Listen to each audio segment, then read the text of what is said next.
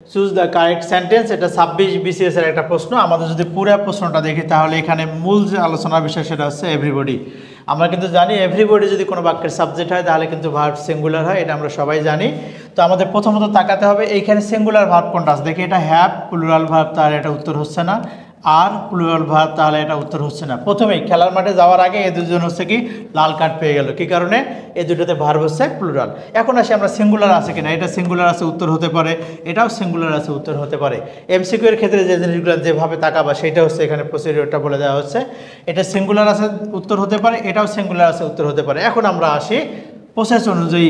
আমরা জানি এটা হ্যাভ ভার্ব, আমরা জানি হ্যাভ ভার্বের পরে অবশ্যই ভার্বের 3 নম্বর ফর্ম হবে, তাহলে হ্যাজ, এরপর এটা হচ্ছে গন, তার মানে এটা হচ্ছে ভার্ব 3 আছে, উত্তর হচ্ছে এটা রাইট। আর এটাতে হ্যাজের পরে দেখো ওয়েন দেয়া আছে, এটা হচ্ছে ভার্ব 2, তার মানে এটা উত্তর হচ্ছে না, এটা হচ্ছে না, এটা হচ্ছে না, উত্তর হবে সি।